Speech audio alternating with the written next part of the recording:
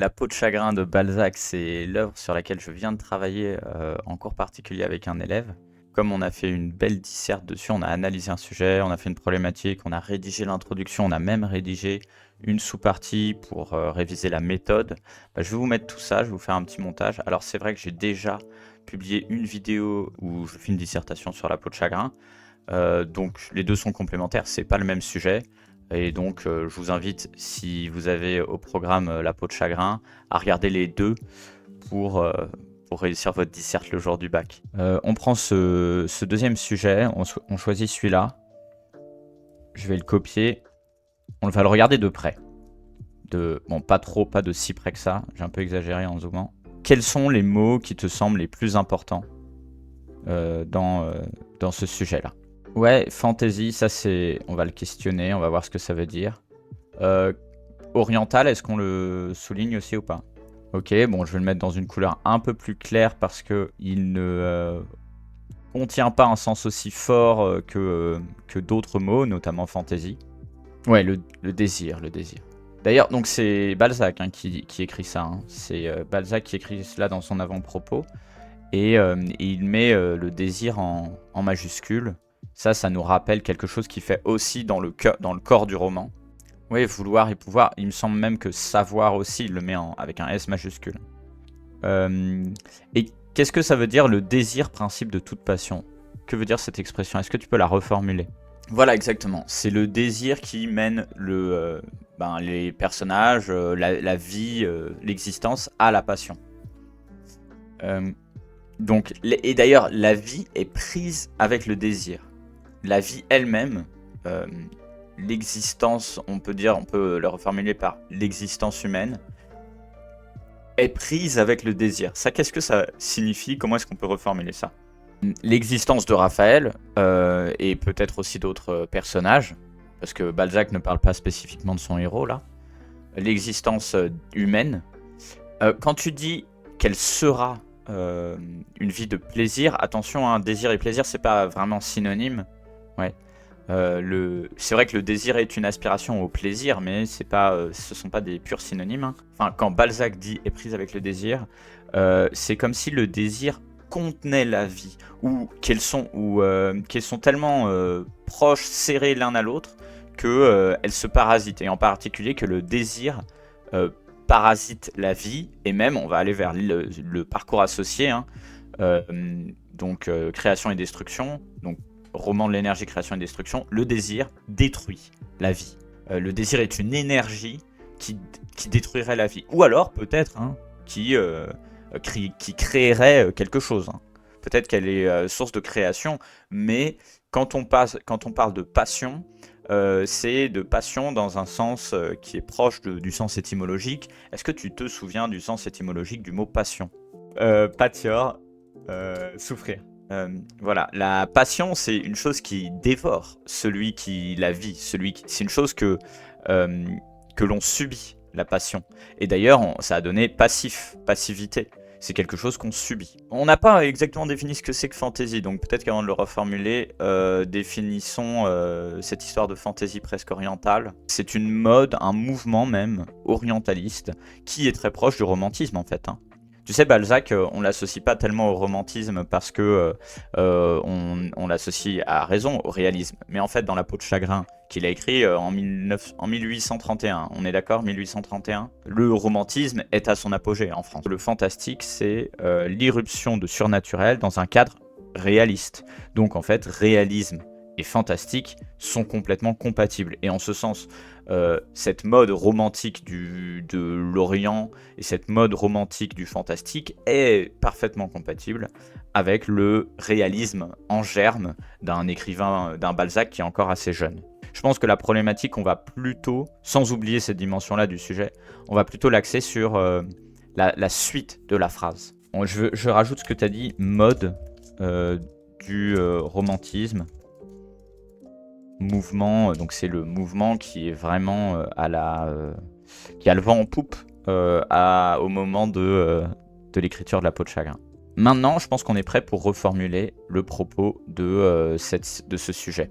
Nous, on va sans doute faire plusieurs phrases pour le résumer. Comme un roman. Alors, tu sais, on a dit beaucoup de choses à partir de cette fantaisie. Donc, oui, comme un roman proche de la mode... Un roman fantastique, oui, tout simplement. Fantastique, inspiré de la mode orientaliste. Dans l'ère du temps, en 1831, c'est le moment aussi où, tu vois, assez adroitement, là, on rappelle la date de publication de La peau de chagrin. Ok, donc ça c'est un bon début de reformulation. Au sein de ce roman, la passion a un rôle essentiel, ça me semble très bien. Ah oui, et alors tu te souviens de la relation qu'on a vue entre... Ça j'ai oublié de le noter, mais tu te souviens de la relation qu'on a vue entre désir et passion, hein. C'est le désir qui crée la passion. Le désir donne lieu à la passion. Celle-ci est créée par le désir, tandis que l'existence des personnages est vouée... donc auquel l'existence des personnages est vouée, tu vois. Celle-ci est créée par le désir, auquel l'existence des personnages est vouée. Finalement, on a fait une phrase un petit peu complexe ici, hein. Celle-ci est créée, je pense que beaucoup d'élèves du bac auraient du mal à retomber sur leurs pieds syntaxiquement à partir de ce début de phrase. Je propose une alternative, même si notre version est très bonne, hein, mais elle est un tout petit peu compliquée. Je propose une alternative qui va dans le sens, qui va dans le même ordre que la citation. L'existence des personnages y est dédiée au désir, point. Ce dernier, ou celui-ci, les mène à la passion qui les dévore, ou à être dévoré par la passion, à être détruit. Pour bien montrer qu'on reformule le sujet, on peut dire Balzac ajoute que l'existence de ces personnages. À partir de ça, on va rédiger une intro. Préparons notre problématique et notre plan.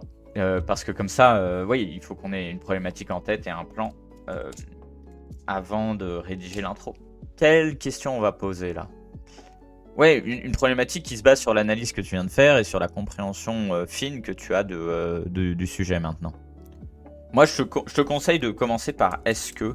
et ensuite, je te conseille de continuer par soit le titre « La peau de chagrin », soit par l'élément central de ce sujet qui est le désir.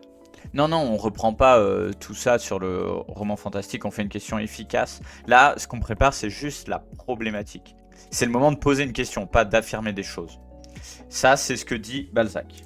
Donc en fait, il faut mettre ça en question. Donc, est-ce que la peau de chagrin illustre la manière dont le désir dévore et détruit l'existence humaine? On va poser une question qui cherche à vérifier si cette manière de lire l'œuvre est valide, si elle est juste, si elle est valable.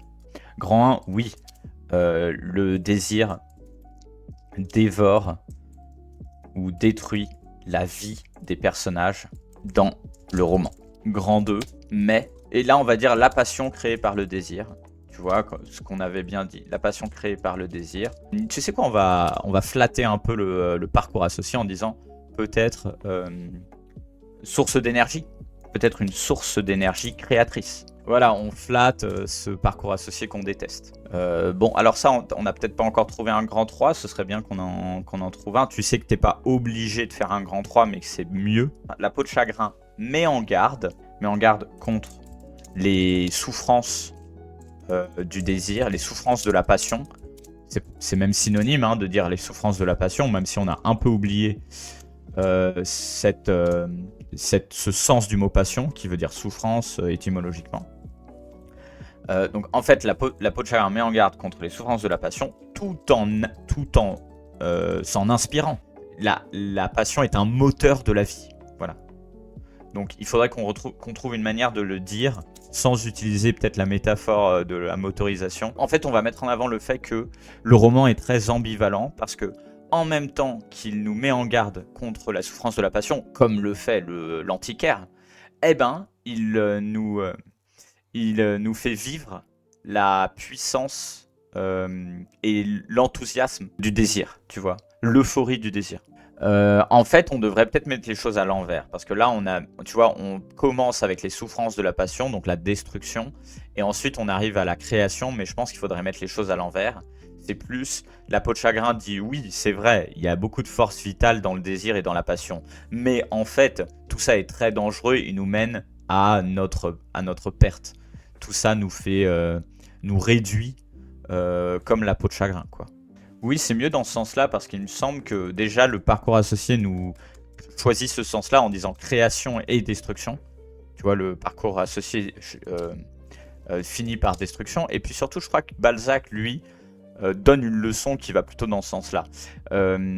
Puisque le destin de Raphaël illustre une déchéance. Je te recopie ici donc la méthodologie qu'on avait faite il y a quelques semaines. Est-ce que tu as une accroche en tête pour commencer? Souviens-toi des citations que tu as retenues, que tu connais sur Balzac. Oui, voilà, on peut commencer par vouloir nous brûler et pouvoir nous détruire. C'est pas la peine de dire extrait provenant, parce que en fait, quelque chose d'extrait, ça provient déjà ça veut déjà dire qui provient d'eux. Dévoile le caractère destructeur de la passion.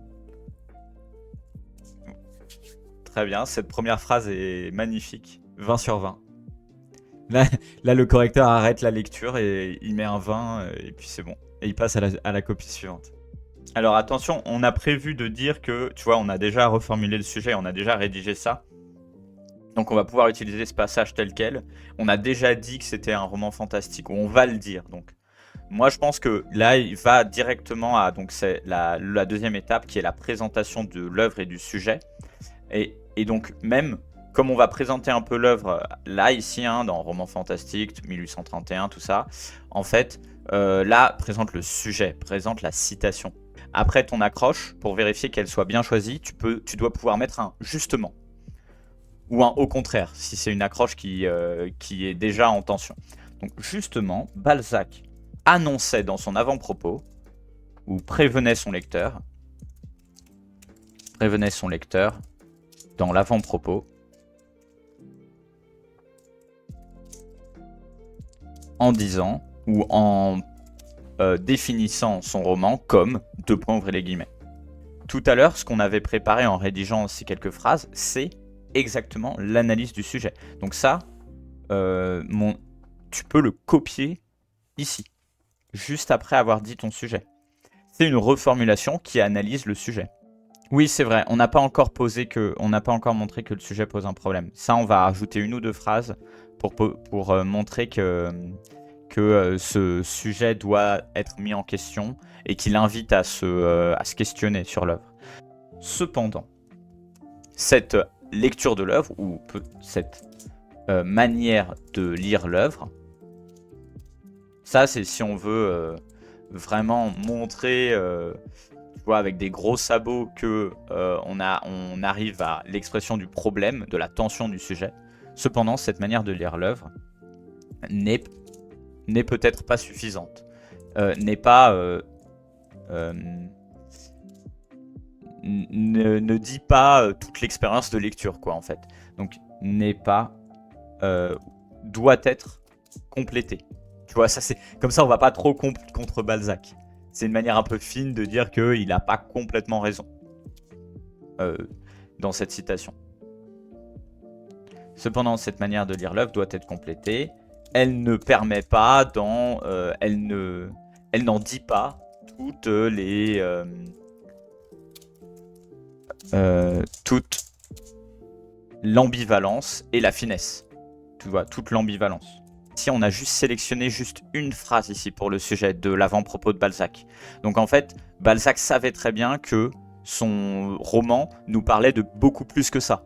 Son roman n'est pas que la vie elle-même prise avec le désir, principe de toute passion. Ça reste une très bonne manière de parler du roman. Et ce que dit Balzac sur son roman est absolument vrai. C'est même très juste et très bien dit. Mais il n'en dit pas tout ici. Mais si on lit tout l'avant-propos, et si on lit tout ce que Balzac a pu dire dans ses lettres ou dans ses autres publications sur ce roman, ben on comprendra très bien que Balzac savait ce qu'il faisait et il savait que son roman était aussi une illustration de la manière dont le désir peut être une source d'énergie créatrice. Donc en fait, il avait conscience de ça. Seulement là, comme on a sélectionné une seule phrase, ben, il n'a pas réussi à dire toutes les vérités possibles sur son roman en une seule phrase, ce qui est normal. Donc voilà, nous on va nuancer ça sans dire Balzac est un idiot, il s'est trompé sur son propre roman, ou son roman lui a échappé complètement. Non, mais on va dire que cette manière, cet avis-là n'est pas suffisant, mais c'est pas... tu vois, il n'a pas donné son seul avis sur l'œuvre. En effet, la peau de chagrin...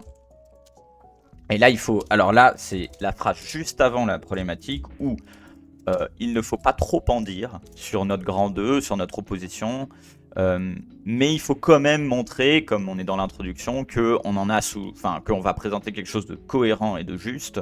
Donc il ne faut pas non plus dire, en effet, la peau de chagrin dit autre chose à son lecteur, parce que ça, ce serait trop vague. Il faut quand même qu'on montre qu'on a bien saisi ce qu'on peut opposer à ça. Ouais, très bien, mets en lumière la créativité de l'énergie, du désir peut-être, ou la créativité du désir. Du désir, ouais, très bien, oui, ça me semble bien en vrai. Là, je disais en plaisantant que ta première phrase méritait un 20 sur 20, mais là, en vrai, arrivé à ce stade de la lecture de ton intro, ton correcteur, il a déjà une idée d'une excellente note, là. Tu lui as déjà donné l'idée d'une très bonne note. Exactement, comme tu le sais, le correcteur ne s'attarde pas beaucoup sur le cœur du développement, ce qui va vraiment donner l'idée de la note, et en fait, ce qui est surnoté, ce qui a un poids démesuré dans la notation, c'est l'intro. Après, donc, la problématique, qu'est-ce qu'on fait? Voilà, l'annonce de plan, donc on l'a déjà faite en fait, hein. Elle est là. On va reprendre juste les parties rédigées, on met pas le grand 1, grand 2, grand 3. De toute façon, on va mettre ça va être tellement clair grâce aux points qu'on va mettre pour séparer chaque phrase, qu'en fait, une phrase égale annonce d'une partie. Première partie, deuxième partie, troisième partie. Et alors oui, l'annonce de notre troisième partie est un peu longue, on n'est pas obligé de faire une annonce aussi longue, mais c'est quand même normal que la troisième partie demande un peu plus d'explications, parce qu'elle est plus complexe, elle est plus avancée dans la réflexion. Voilà. Ici, donc, il y a une autre troisième partie qui marche souvent dans la peau de chagrin. Là, on a fait une troisième partie qui est l'ambivalence entre la mise en garde et l'éloge de la passion. Mais il y a autre chose qui peut être intéressant en grand 3, c'est de dire que la peau de chagrin, c'est l'illustration d'une société qui est défaillante parce qu'elle promeut le désir. Voilà, une société, la haute société parisienne de la débauche, du luxe, ouais, tout entière dédiée au plaisir, qui mène ces personnages, malgré eux, à leur perte. Et donc surtout Raphaël. Raphaël, c'est l'histoire d'un rise and fall. Tu connais ou pas ce principe? Bon, alors c'est ce récit, je le dis en anglais, rise and fall, parce que c'est très souvent au cinéma hollywoodien, ça a souvent été représenté. Dans ce film, le héros, tu l'as vu ou pas, Scarface? Exemple plus littéraire, parce qu'en fait c'est... Alors je crois que Scarface vient d'un roman, oui, je suis presque sûr. Mais un exemple... Oui, c'est un roman à la base. Ce film qui est magnifique, qui est un de mes préférés, il est basé sur un roman. Et c'est exactement l'histoire d'un rise and fall. Au milieu du film, le destin du héros commence à sombrer. Par contre, en vrai, La peau de chagrin, c'est bien un rise and fall parce que Raphaël de Valentin, il est tout en bas au moment où il commence. Il est au fond du trou, pour parler de manière familière. Il veut se tuer, hein, il veut se donner la mort. Donc il est tout en bas et grâce à la peau, en fait, il va quand même, sa santé mentale, pendant un certain temps, ira mieux grâce à la satisfaction de ses désirs, par la peau. Mais, oui, et d'ailleurs, c'est un roman qui est construit en deux parties, hein, La peau de chagrin. Et c'est pas pour rien, c'est parce qu'au début de la deuxième partie, la chute commence. C'est une bonne manière de résumer le roman. Et tu sais quoi? Cette analyse-là, à grande échelle du récit du roman, tu peux t'en servir dans une sous-partie. Ça peut te servir d'illustration. Voilà, donc c'était juste une petite parenthèse pour faire cette remarque, on va dire, de la structure de l'œuvre. Et je te propose qu'on passe tout de suite à la difficulté maximale. On met direct le jeu en mode hard. On va prendre une sous-partie du grand 3. Donc, notre idée, c'est que La peau de chagrin met en valeur la force vitale que constitue la passion tout en nous mettant en garde sur les souffrances et la déchéance qu'elle peut causer. Et pour prouver que ça c'est vrai, qu'est-ce qui est pertinent dans l'œuvre? Qu'est-ce qui est pertinent comme idée précise pour prouver que cela est vrai? Ouais, le style du récit, le style de Balzac, on va dire, le style le style employé par Balzac. Et ça, il y a en vrai, quand on relit l'œuvre, enfin quand on lit un passage de l'œuvre, on en trouve plein d'exemples. Le style employé par Balzac est très souvent bourré d'excès et très souvent hyperbolique. Ouais, hyperbolique. Méthodologiquement, ça va donner quoi? Ça va être quoi les étapes de notre sous-partie ici? C'était une masterclass, t'as fait un sans faute. Donc, reformuler l'idée de la grande partie en une phrase, formuler l'idée de la sous-partie en une phrase, expliciter l'idée de cette sous-partie, mais ça c'est un peu la même étape, présenter l'illustration, la commenter et l'analyser, et conclure en une phrase cette sous-partie. Ouais. Et alors là, tu vois, je viens d'avoir une idée qui peut améliorer notre grand 3, parce que bon, ici on arrive vraiment à un level assez avancé, mais là on avait fait un peu notre dépassement, il était pas mal, mais un peu faible, parce que finalement c'était le grand et le grand 2 sont vrais en même temps, tu vois. Mais en fait, on va faire mieux là. On va dire, sans tout changer non plus, on va dire en fait, c'est parce que Balzac met bien en valeur la force vitale de la passion que sa mise en garde sur les souffrances et la déchéance qu'elle peut causer est d'autant plus forte. En fait, la force de la mise en garde sur les souffrances et la déchéance de la passion, elle vient justement du fait que le roman mette bien en valeur sa force et le charme qu'elle exerce. Non, c'est pas encore clair. Et d'ailleurs, il y a un exemple qui m'est venu à l'esprit en même temps, c'est celui de la mort de Raphaël. Le passage de son agonie. En fait, si la peau de chagrin est une mise en garde efficace sur la destruction par la passion, c'est parce que elle met bien en scène les sirènes, les charmes de l'énergie que la passion nous donne et que le désir nous donne. Très bien.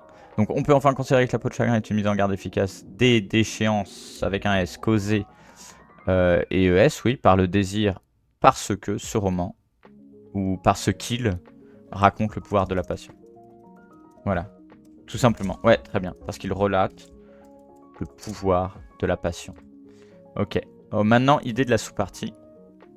Ah oui, là on peut reprendre ça. Hein. Le style employé par Balzac est très souvent hyperbolique, etc. Et puis là, on peut prendre un exemple tiré de l'agonie, peut-être. Est-ce que tu connais... Ouais, en effet, dans l'agonie de Raphaël, ou dans l'épisode le passage de l'agonie de Raphaël, on a le « je t'aime, je t'adore, je te veux », si tu vois. Ça.